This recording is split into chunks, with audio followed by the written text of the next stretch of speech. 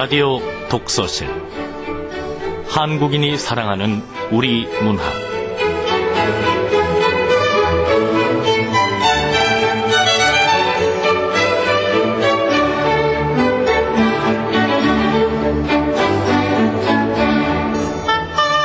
안녕하세요. 아나운서 김경란입니다. 오늘도 행복합니다. 이지선. 용서하는 마음은 용서를 받아야 하는 마음보다 행복합니다. 용서는 나를 위해 하는 것입니다. 큰 사람이 작은 사람에게 할 수 있는 것이 용서입니다. 내가 더 행복하고 큰 사람이기에 할 수 있는 것이 용서입니다. 그래서 용서는 특권입니다.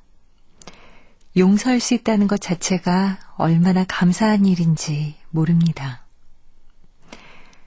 이지선 씨의 책 오늘도 행복합니다에 나오는 구절입니다. 이지선 씨 누군지 아시죠? 대학 4학년 때 음주운전을 하던 차 때문에 큰 사고를 당했고요. 그때 전신 화상을 입었습니다. 언젠가 이런 말을 했다고 해요. 나는 세상의 가장 밑바닥까지 내려갔기 때문에 이제 올라갈 일만 남았다. 이 말을 하기까지 얼마나 그 아픔이 컸을까요? 그래서 이지선 씨의 이 말 한마디는 그녀의 경험에서 우러나온 말이기 때문에 더 감동적입니다. 이지선 씨가 환하게 웃는 걸 보셨다면 가슴 깊은 곳에서부터 우러나오는 진정한 미소구나 하는 생각, 그래서 참 예쁘다 하는 생각 드실 겁니다.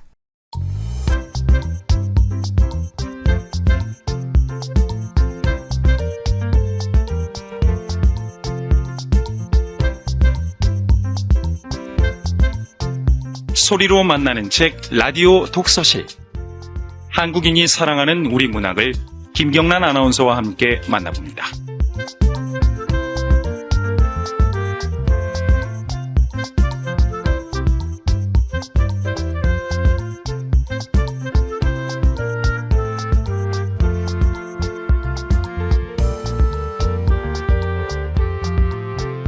KBS 라디오 독서실 한국인이 사랑하는 우리 문학. 오늘 함께 하실 작품은 박금산 작가의 귀 속의 길입니다.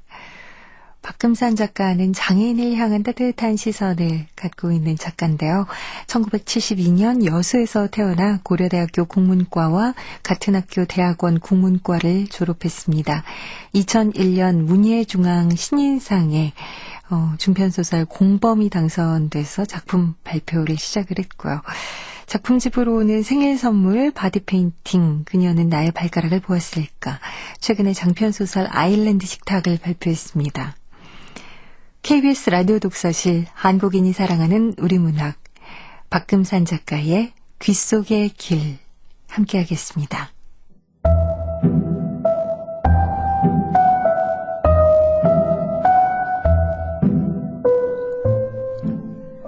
귀 속의 길, 박금산.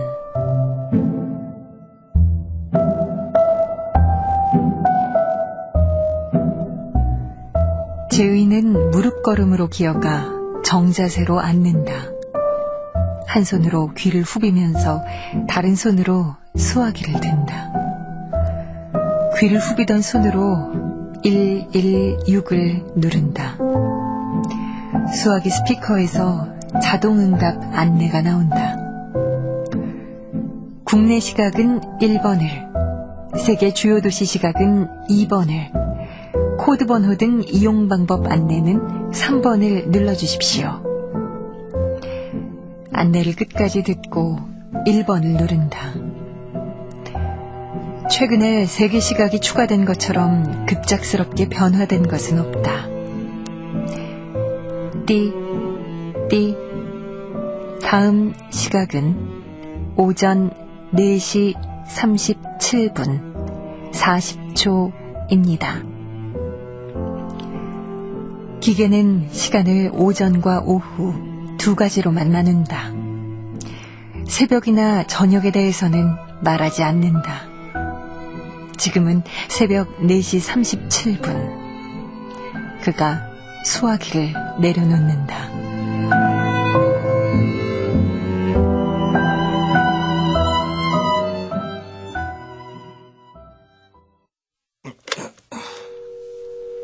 수화기를 다시 들고 이번엔 131번을 누른다. 기상예보 기계음이 명랑하게 흘러나온다. 일기예보입니다.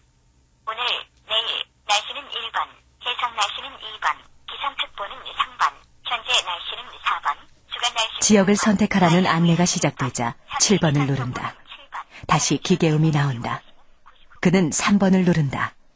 예보가 흘러나온다. 기상특보 사항입니다. 예비특보입니다. 내일 낮 전 해상에 파랑주의보가 발효될 예정입니다. 항해 및 조업하는 선박들은 기상정보에 유의하시기 바랍니다.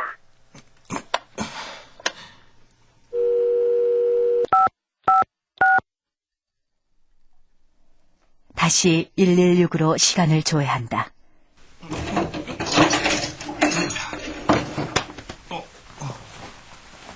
문지방을 넘으려는데 뭔가 발길에 차인다. 그는 쭈그려 앉아 손으로 바닥을 더듬는다. 손에 잡히는 것은 다루기의 스프링 수첩이다. 이런, 이불 놓고 갔잖아.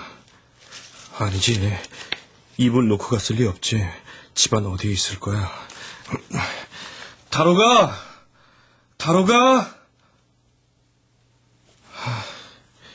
대답이 없네. 벌써 가버린 거야? 벌써? 차라리 잘 됐어. 아침 첫인사를 어떻게 해야 좋을지 망설였는데, 나보다 먼저 깨면 어떻게 할까 망설였는데, 각오 없으니 차라리 잘 됐어. 수첩을 바지 주머니에 넣으면서 생각한다.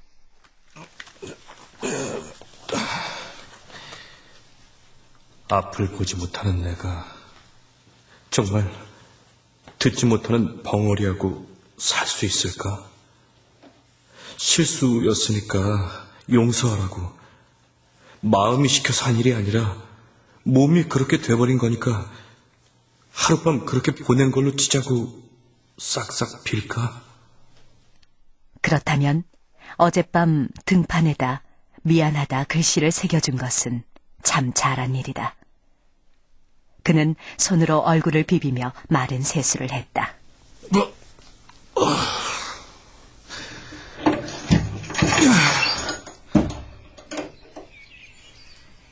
제이는 문 앞에 앉아 바람을 쐬면서 밤의 일을 생각하다가 안준뱅이 책상 앞으로 가앉는다.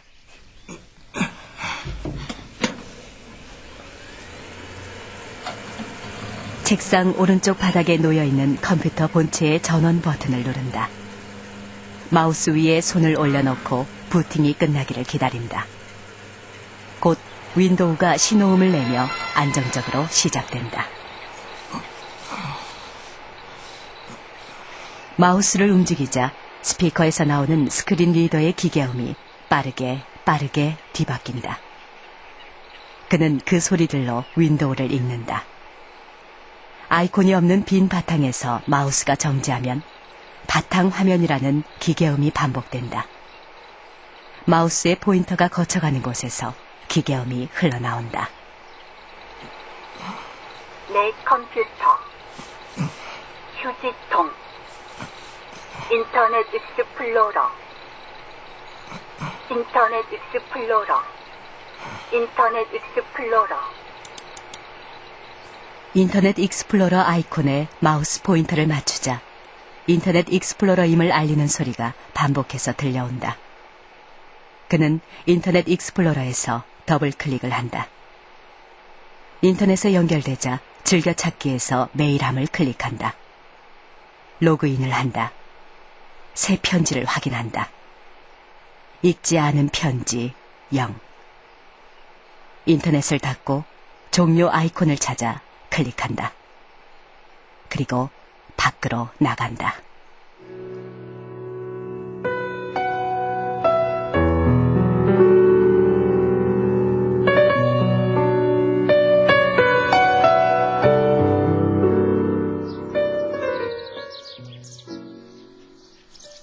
그의 집은 완벽하게 단독이다. 집에서 산 쪽으로 100여 걸음 떨어진 곳에 시커먼 깡통 건물 2채가 붙어 있다. 서정함 매표소와 그의 도장방이다.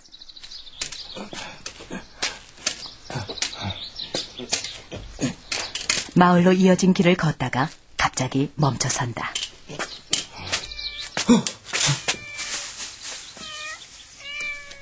몸을 사렸다가 사삭 사라지는 고양이 소리.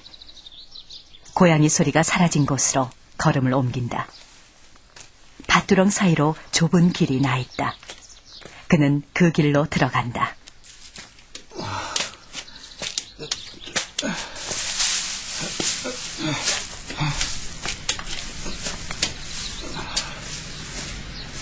오른쪽 밭에서는 늑볼이 흔들리는 소리가, 왼쪽 밭에서는 고구마 순 엉키는 소리가 들려온다. 그는 턱을 축혀 세우고 눈을 껌뻑거리거나 고개를 돌려 귀를 정방향으로 세우고 지팡이로 간혹 길섭에 우짜란 잡초들을 치며 걷는다.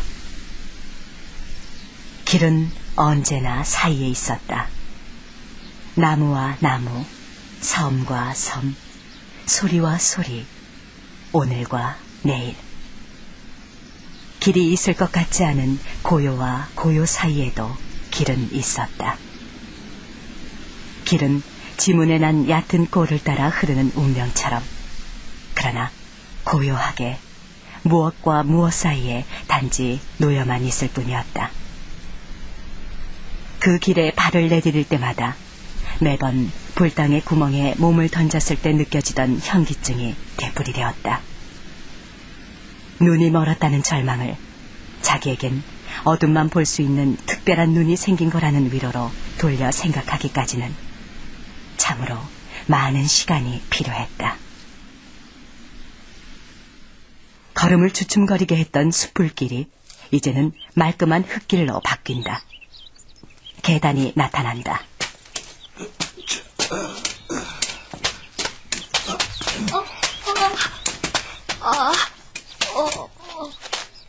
제이가 발로 계단을 더듬으며 올라간다.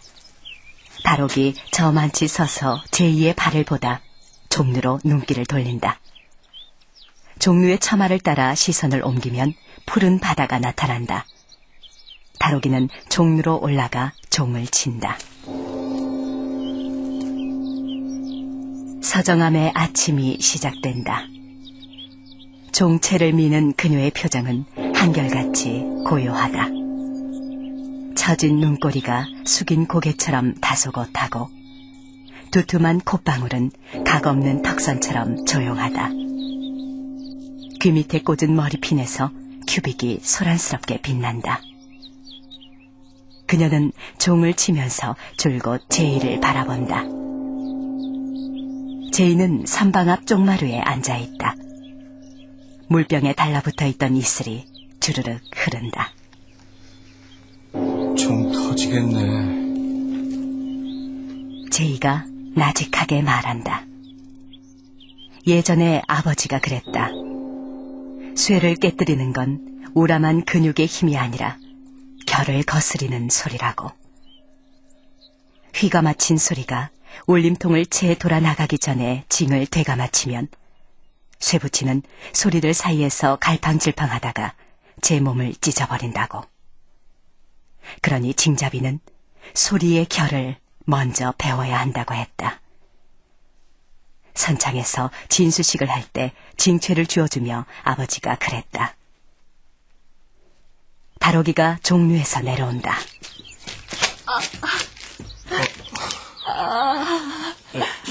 이거 네 수첩이잖아. 야야! 아침 공양하자!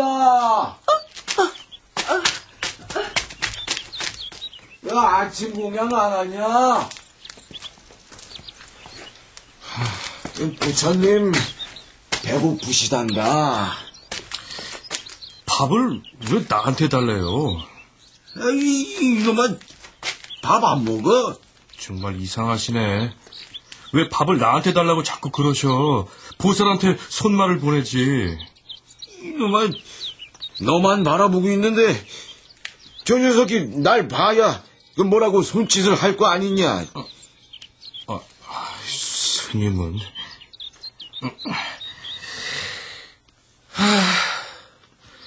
스님, 안기 냄새가 진한데 해가 나왔대요?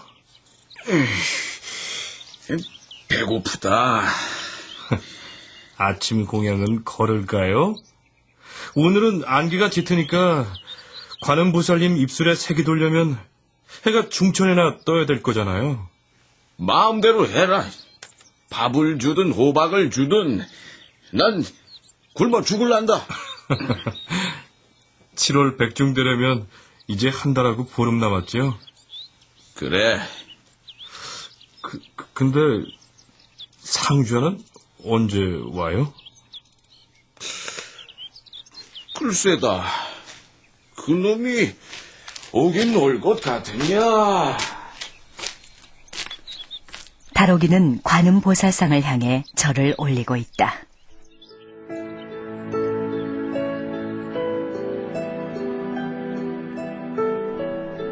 햇살이 새설문 열린 틈으로 들어가 석상의 얼굴과 가슴께를 비추고 있다.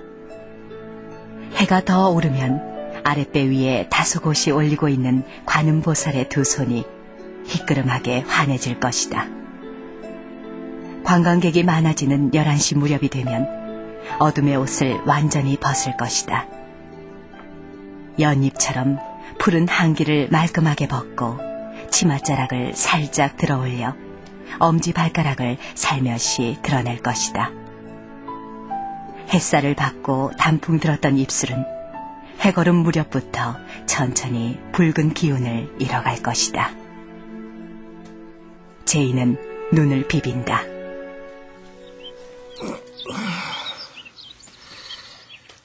아직도 관음보살 입술이 햇살을 받으면 처녀 입술처럼 붉어질까?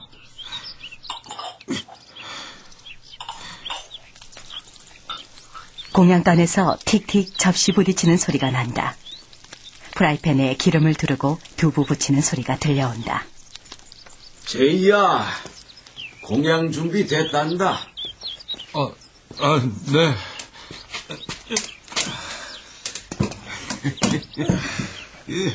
다록이 얼굴에 웬 수줍음이 저리더만. 참 예쁘네.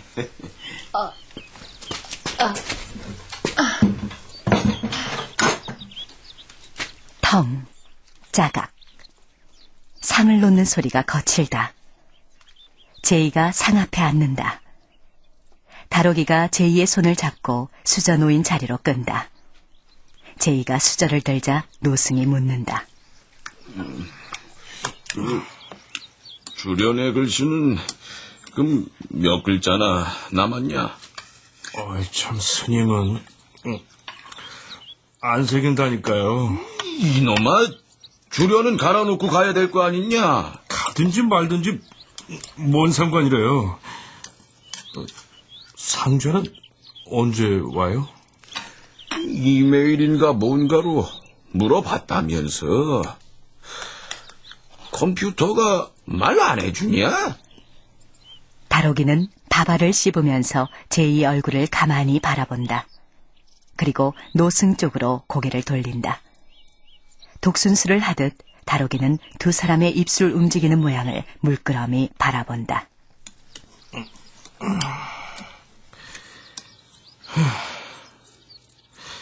상조가 죽었단 말 진짜래요?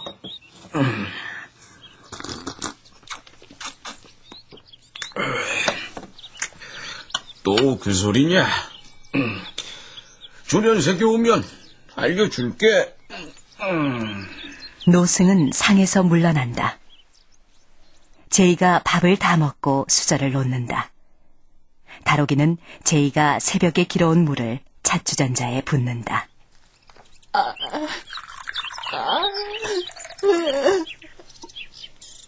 노승이 어느새 몸을 돌려 두 사람을 가만히 바라보고 있다.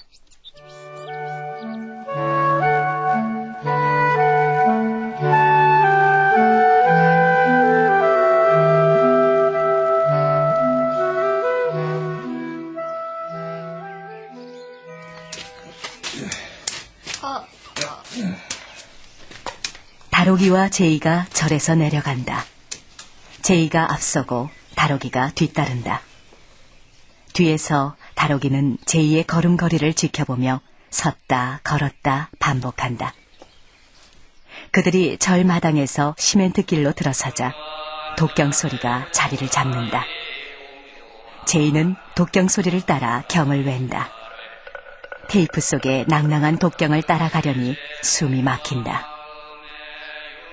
파라핀 판에 스님이 철필로 새겨준 경을 받아들고 제이는 손끝으로 글자 읽는 연습에서부터 글자를 거꾸로 파 옳게 지키도록 양각하는 것까지를 모두 스님한테서 배웠다. 배우고 싶어 배운 것이 아니라 어머니의 한숨을 막기 위해 어쩔 수 없이 했던 일이었다. 손으로 실체를 만져야 느낄 수 있는 감각의 아름다움을 물론 그때는 원치 않았다. 그런데 스님 말대로 금강경, 반야심경을 새기고 나자 잃어버린 눈이 손끝에서 생겨났다. 손끝에 눈이 열리자 귓속에서도 길이 열렸다. 스피커에서 나오는 독경 소리는 여전히 낭낭하다.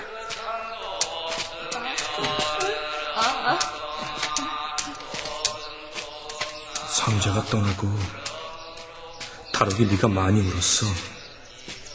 난 그냥 네 울음소리가 너무 애처로워서 네 등을 토닥여줄 셈으로 손을 얻은 거야.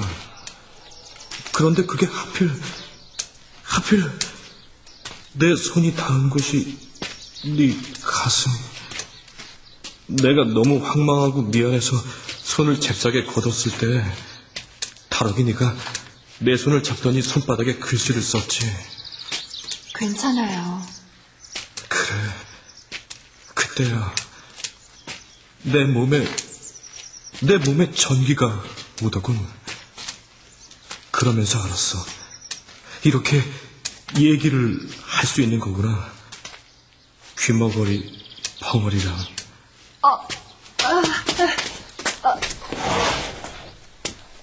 다록이가 매표소 문을 연다. 아버지와 아들로 보이는 두 사람이 매표소 앞으로 온다. 다록이는 표 2장을 끊어서 두 사람에게 건네고 돈을 받는다. 제이는 매표소 바로 옆에 붙어있는 깡통 건물인 도장방 문을 열고 들어간다.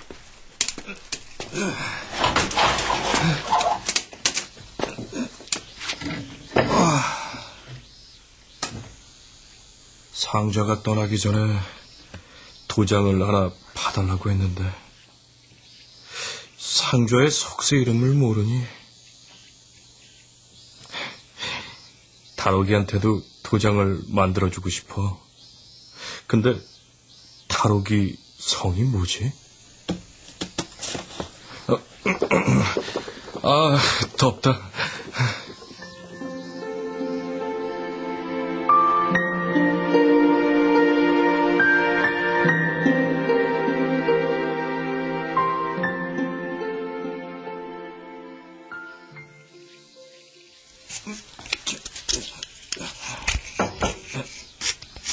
누구?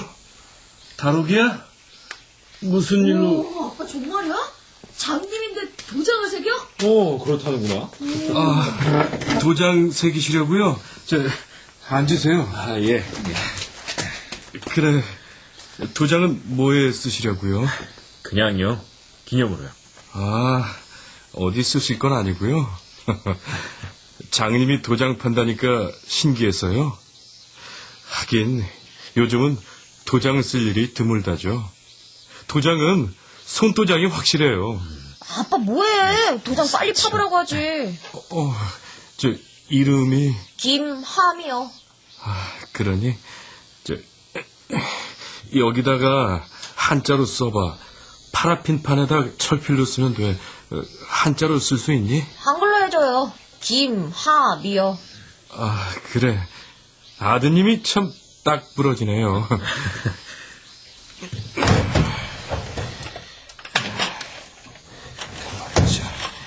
갈 끝이 날카로운 게 나를 갈 때는 아직 멀었구나.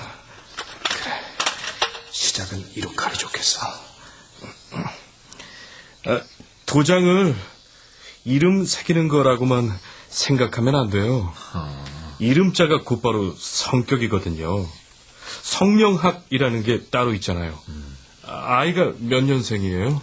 예, 11살이에요. 예. 잔나비. 그러니까 이렇게 버릇이 없지.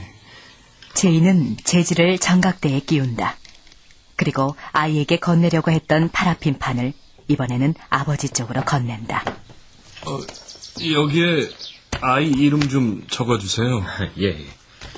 자, 김하미. 여기요. 예.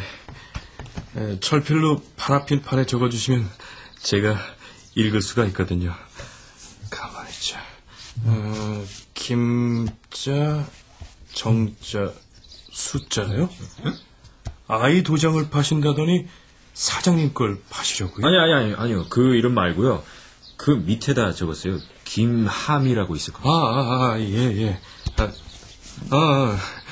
밑에 있네요. 김하미. 이 위에 김정수는 뭐지?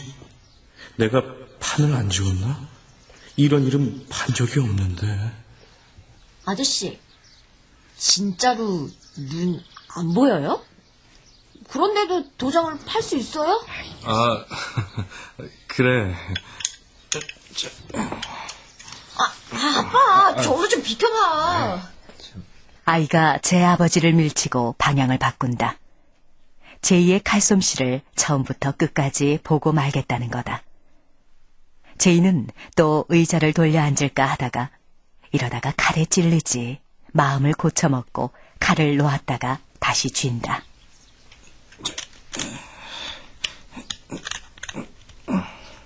제이는 칼끝을 인면에 대고 왼손 검지로 칼받침을 하여 오른손으로 밀고 당기며 이름을 새긴다. 이름 세 글자를 안 치느라 이마에 땀이 솟는다. 도장방에는 실밥 뜯는 소리 같은 칼질 소리만 이어진다.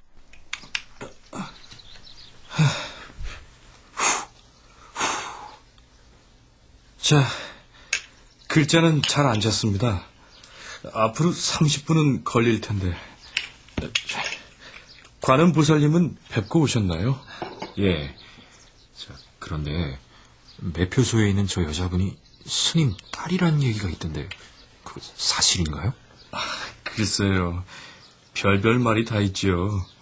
스님 딸이라는 둥, 스님 각시라는 둥, 정신병자라는 둥. 당사자가 말을 못하니 알 수가 없죠. 여기 서정함에 젊은 상좌가 있었는데 그놈 찾아온 여자란 말도 있어요. 운모를 파고들면서 스스로 갈린 칼끝이 하얗다.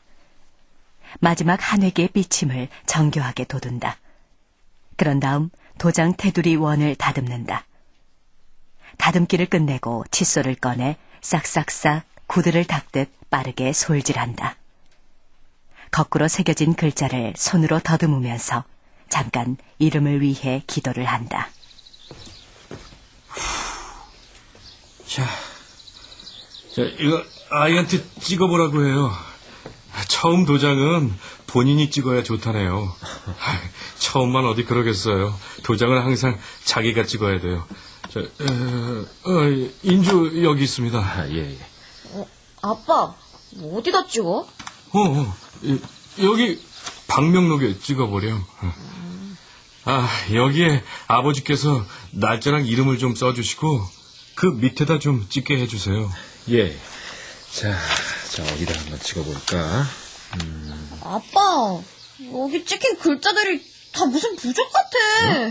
나 찍기 싫어. 괜찮아, 찍어. 나 찍기 싫어. 하미야! 참. 그럼 제가 대신 찍겠습니다. 아버지가 멋쩍어 하면서 도장을 받아든다. 날짜와 이름을 적은 칸에 도장을 눌렀다가 거둔다. 화선지 위에 갑골문 같은 무늬가 선연하게 찍힌다. 손님들이 돌아가자 제이는 휴대폰으로 전화를 걸어 시간을 확인한다. 11시 30분이다. 스님하고 공양을 같이 하려면 천천히 올라가야 될 시간이다.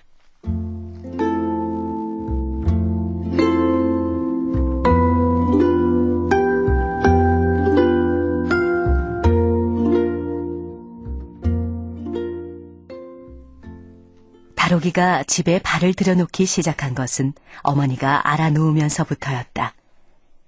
이름을 부르지 않아도 다록이는 어머니 시중을 잘 들었다. 제이는 어머니가 이름을 불러주지 않으면 오라는지 가라는지 뭘 하라는 건지 도통 알 수 없었다. 그러다가 어느 날 어머니, 어머니. 참 너무나 고요했다. 대답이 들려오지 않았다. 그렇게 어머니가 돌아가자 다록이는 하루 한 차례씩 절에서 내려와 청소를 하고 빨래를 해주었다. 절밥을 싸가지고 내려와 상을 차렸다. 49제 다음 날은 상좌가 함께 내려왔다. 집에 불을 끊어야겠어요. 가스레인지 치울게요. 그냥 둬요. 혼자 있다가 불 내면 어쩌려고요? 나 절에서 살고 싶지는 않아요.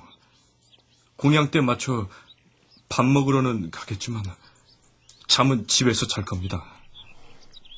가스레인지를 쓸 일은 없었다. 하지만 부엌이 식었다는 생각이 들자 묘하게도 살이 그리웠다.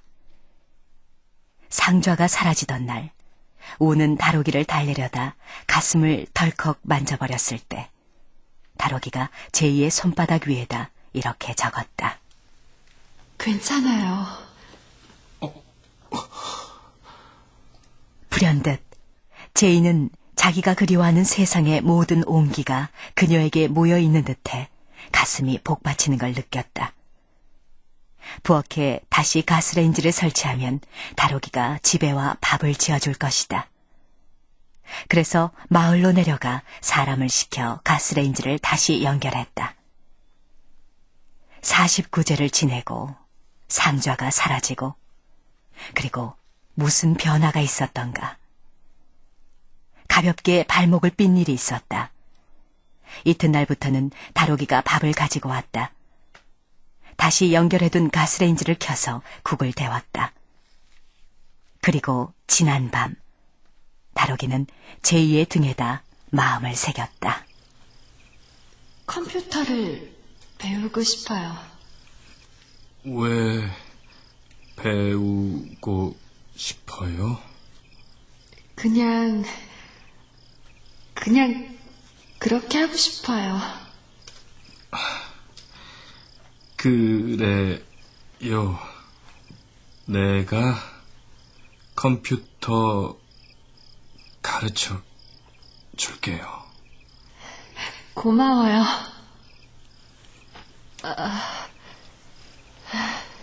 다록이는 제이의 손바닥을 가만히 바라보다가 자기 가슴으로 끌었다. 가슴에 제이의 손바닥을 붙인 채로 부끄러워하며 뒤로 돌았다. 제이는 뒤로 돈 다록이의 어깨로, 겨드랑이로, 허리로, 엉덩이로 손바닥을 옮겨갔다. 그리고 뒤에서 꼭 안았다. 제이는 그녀를 안은 채로 가만히 시간을 보냈다. 과연 벙어리와 함께 살 수 있을까? 미안. 다록이의 등에 미안이라고 적었다. 고심 끝에 선택한 것이 그 말이었다.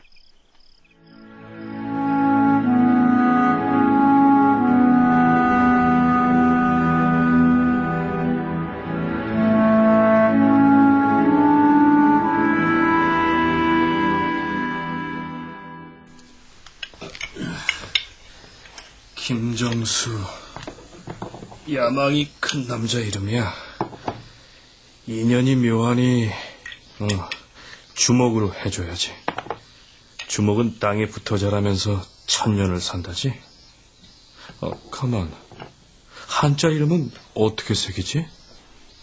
제이는 한자 이름을 어떻게 새겨줄지 생각하면서 지팡이로 길을 읽는다. 성김, 발을 정, 빼어날 수. 이름자 20획에 인을 넣으면 복 없는 26획이 된다. 장을 넣어도 나쁘긴 매한 가지다. 그래.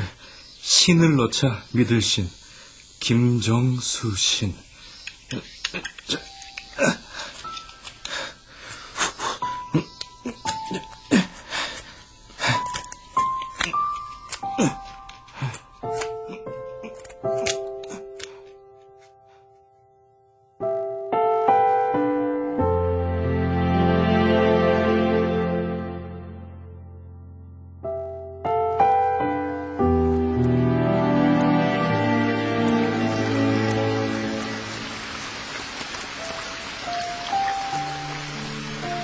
빗소리가 깡통 건물 지붕을 두들긴다.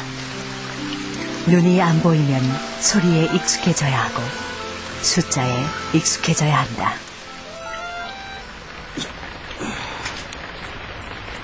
빗소리가 120mm 정도. 이틀은 내리겠네. 모기 소리는 들리지 않을 테고 계곡의 매미 소리는 희미할 거야.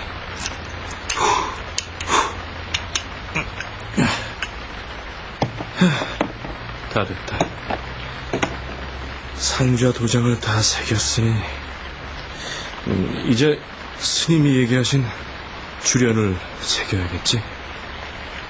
제이는 스님이 말해준 주련의 글귀를 떠올린다. 지금의 주련에 있는 효봉의 오도송 그대로다. 길쭉한 목판에 글자를 새기고 나면 누군가는 글자에 칠을 입혀야 할 것이다.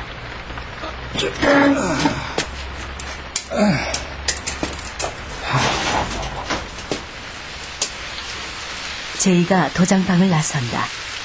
매표소 앞에 있던 다로기가 뛰어가 우산을 받쳐준다.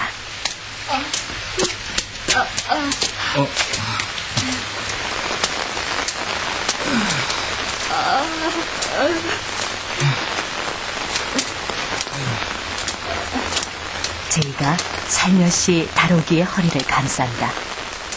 다로기가 고개를 숙인다. 두 사람은 매표소로 들어간다. 매표소 깡통 건물 안에는 의자가 둘 놓여 있다.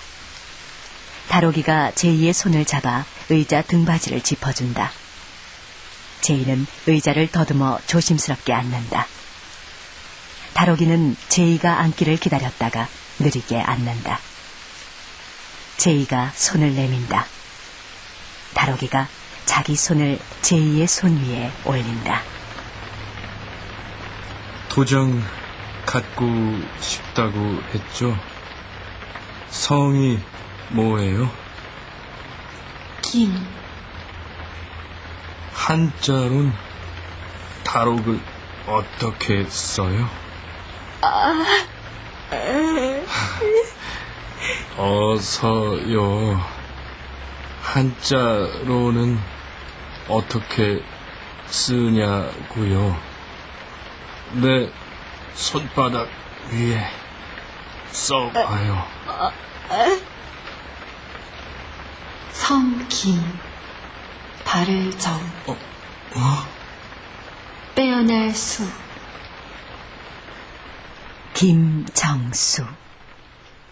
김에서 정으로, 정에서 수로 이어지는 동안 제이의 표정은 수시로 바뀐다. 다로기가 부끄러워하며 손을 걷어갔지만 제이는 여전히 손을 내밀고 있다. 그러자 다로기가 제이의 목을 가만히 끌어안는다. 지난밤 제이가 자기 등판에 미안이라고 적었을 때 그랬던 것처럼 제이의 등에 4글자를 적는다. 고마워요. 제이가 피식 웃는다. 허리를 움직거려 고개를 숙이고 다록이의 두 가슴 사이에 이마를 댄다. 깡통 건물 천장에서 빗소리가 요란하다. 제이가 다록이의 손을 잡는다. 이렇게 쓴다. 몇 살이에요? 왜 물어요? 어디서 살았어요? 왜 그런 것부터 물어요? 두 사람은 수석에 물을 주듯 고요하게 말을 주고받는다. 이름이 새로워지니까 모든 것이 새롭게 시작된다. 그들이 오래도록 이야기를 주고받고 있을 때 장삼의 가사를 들은 법복을 말쑥하게 차려입은 젊은 승이 펴달라는 말을 하지 않고 매표소를 지나쳐 올라간다.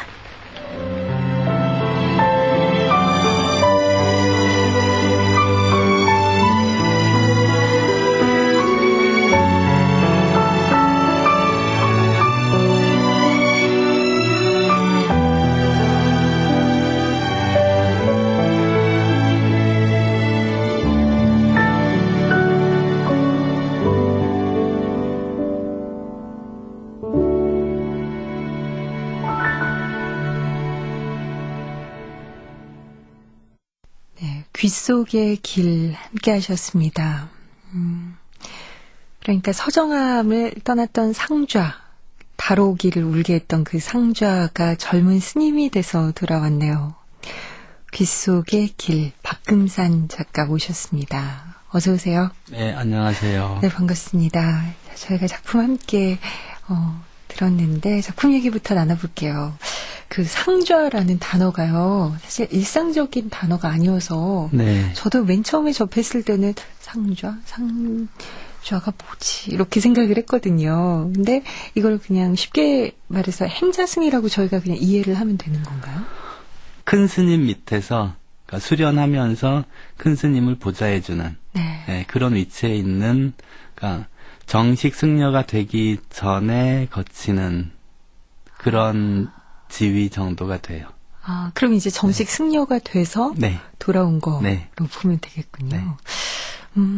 그 작품 중에서 이제 끝부분으로 갈수록 사실 전 좀 더 흥미진진해졌는데, 다록이가 자신의 이름을 이제 써봐라 이러니까 김정수라고 썼어요. 네.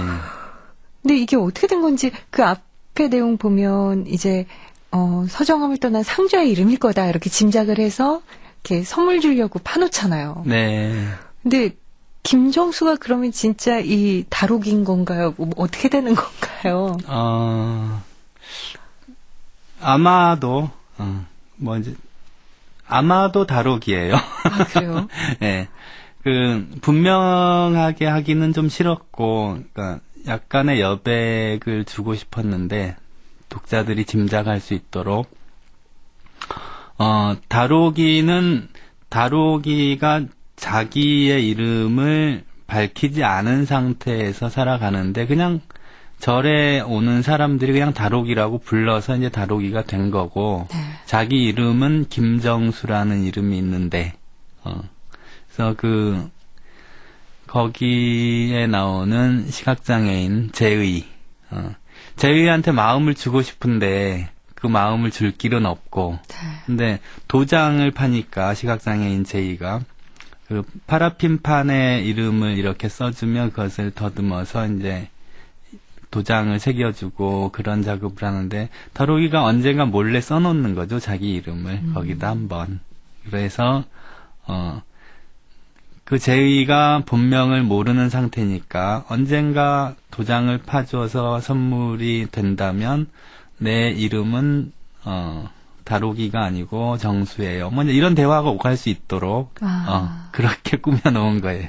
그래요.